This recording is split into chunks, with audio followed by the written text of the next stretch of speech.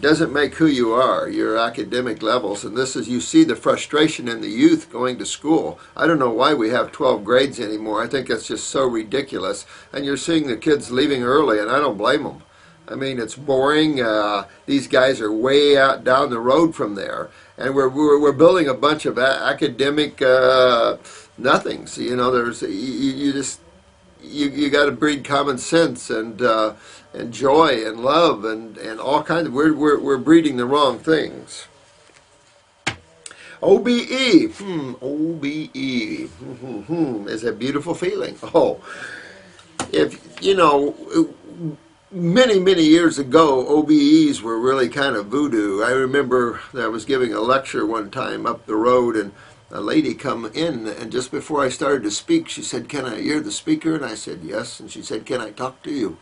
And I said, "What?" And she said, "My husband, he used to have out-of-body travels when he was a child. He traveled all the time out of his body, and his parents kept yelling at him, and finally he just stopped doing it. And he's out in the car and wants to know if you could teach him how to out-of-body travel again." I thought, my God, isn't that the sad? You know, when you're having out-of-body travels as a parent, you should, hey, show me how. Let's go together. Because incredible, you know, we're such a fear-based species.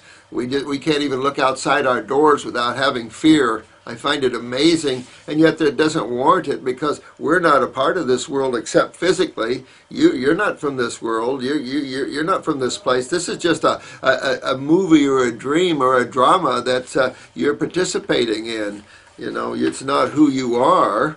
So we need to get more of these out-of-body experiences and learn how to travel. It's exhilarating. There's no words. Nirvanic, there's just no words you can apply to that. Ecstasy, joy, these words can't hold to the awareness.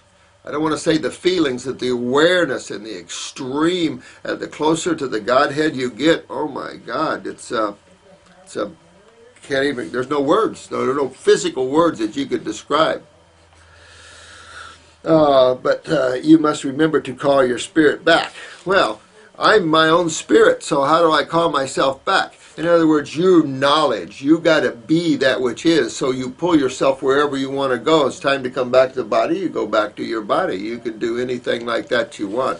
You know, in India, a lot of the gurus have their students take care of their body where they're out traveling, you know. They should teach their students more to do it. They probably do, of course.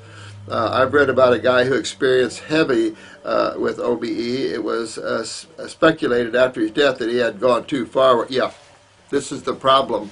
You go too far, you're just not going to want to come back. There's just, I've been to so many places like that with struggle to get back, you know, and quite frankly, if it wasn't for this sort of thing, I mean, what we need to do here on this level, and this actually translates to consciousness and awareness and the growth factor of that and the awakening. I'll just simply use the awakening because it's not about knowledge.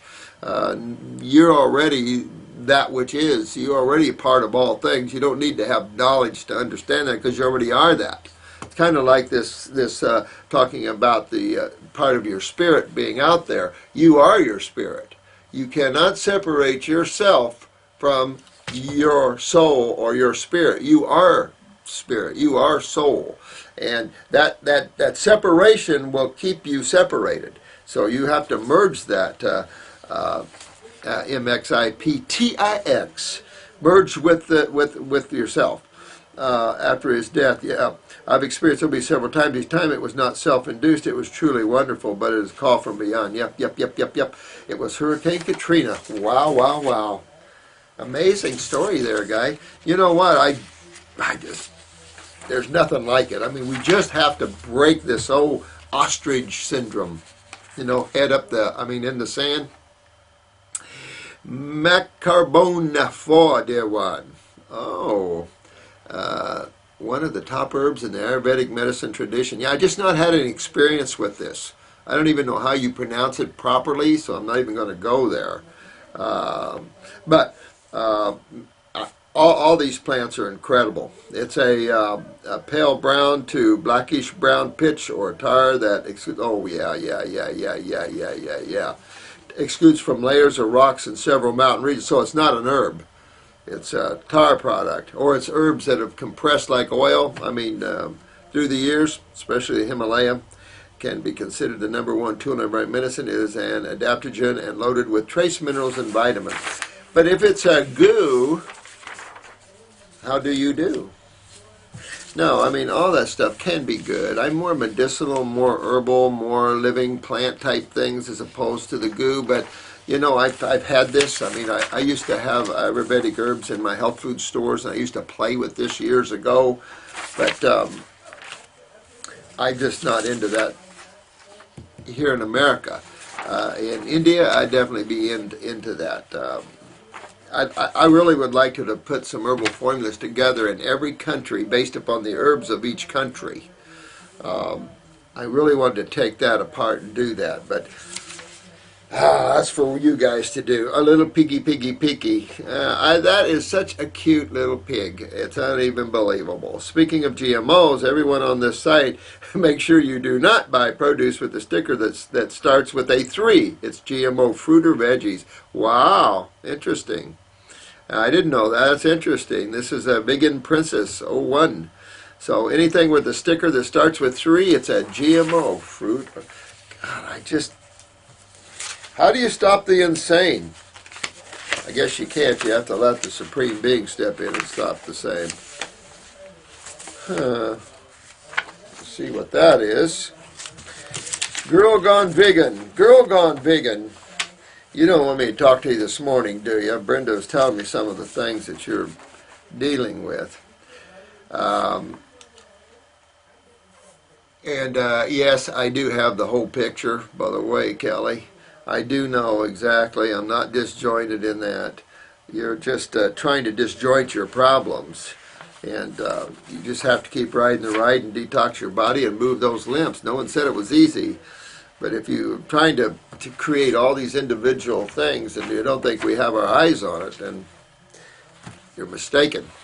I have my eyes on more things than you can imagine. Dr. Morse, a friend of mine is having severe panic attacks. Okay, so where do severe panic attacks come from? It comes from the adrenal glands, doesn't it? Now, you have to realize we're in a society with a lot of neurotoxins, and we've talked about neurotoxins before. And they're perfumes, they're bathroom deodorizers, they're pesticides and herbicides. There's some chemist the other day we were talking and he said there's thousands, he thought, of neurotoxins out there, and I'll concur. There's a lot of neurotoxicity out there. And with that, on top of these really weak adrenal glands, you're talking about major panic attacks, absolutely. Breathing problems, the shortness of breath. But remember that in asthma of all the COPDs, chronic obstructive pulmonary disease, COPDs, there's a neurological problem. It isn't just mucus and congestion. That's just pneumonias. And these aren't diseases. This is just congestion in the tissues. This is the lymph system. People are eating mucosic responsive herb or foods, which are generally proteins. And body doesn't like them. And so it causes a lot of mucus. And that's what we create it. We got to uncreate it there. The panic attacks are daily. Yeah, did have this question. Yeah, there was another question about that. Okay, first thing you want to do, if your blood pressure is really low, then you really want to hit the adrenal tincture and the adrenal desiccated or some type of adrenal glandular. At the same time, you want to detox the body. I'd also use the new brain and nerve formula that'll strengthen the nervous system faster. So that'll be quite a help. At the same time, detoxify yourself and make sure your parathyroid is utilizing calcium for you okay. Even though that's more depression, you want to make sure that the parathyroid is up too.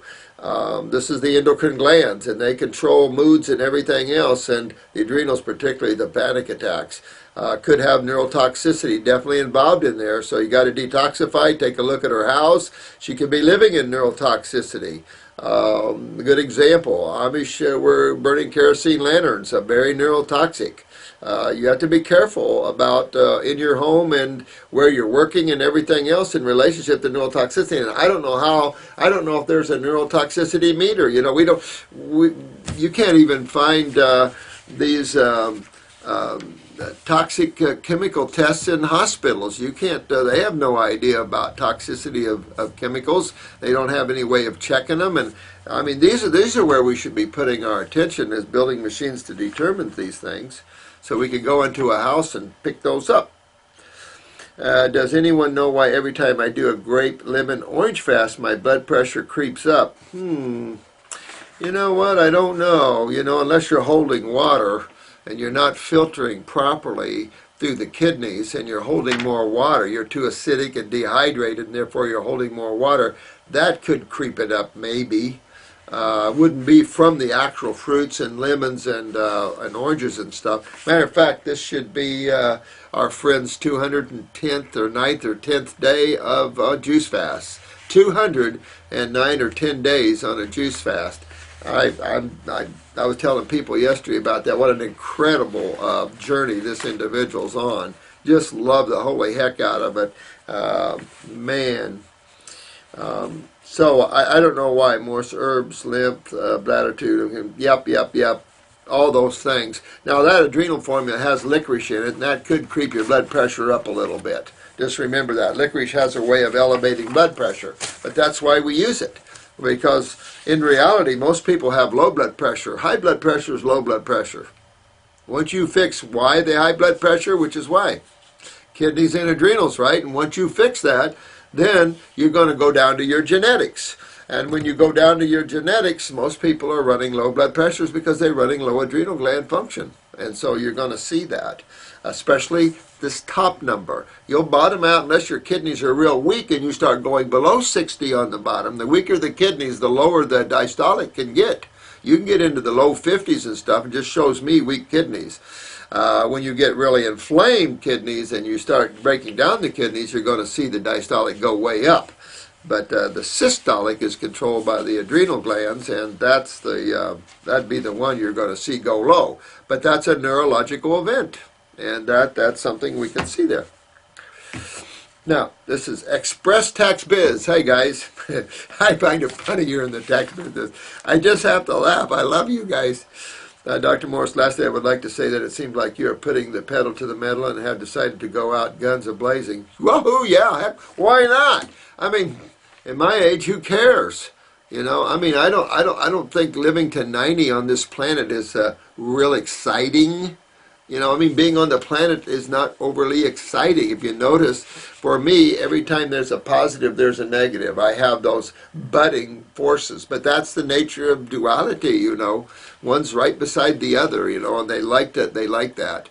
But in reality, you know, there's so many beautiful places to be and experience, and beautiful souls, I tell you.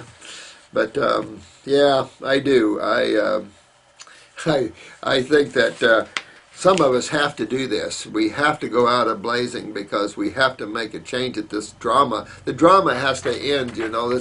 The soap operas, you know, eventually end. All My Children, these people, I used to watch All My Children off and on, you know, where I could catch it. And it was like, you know, these dramas have got to end someday. Jiminy Christmas, they go on and on. Okay. I love your passion, appreciate your sense of it, thank you. When I decided to take my health back, that's the approach I took. You got to. I mean, if you're gonna stand for something, then stand for it. Roll up your sleeves, Kelly. If you're gonna get well, roll up your sleeves and get well. I mean, whatever you want to stand for it. But do it in the most integrity and love, a presence that you can. You know, they've gotten me so angry that I've lost some of that at times, you know, and then I pull myself back. But these are lessons for me, you know, how to be in the hornet's nest and not get too stung, but be strong and make a difference, you know.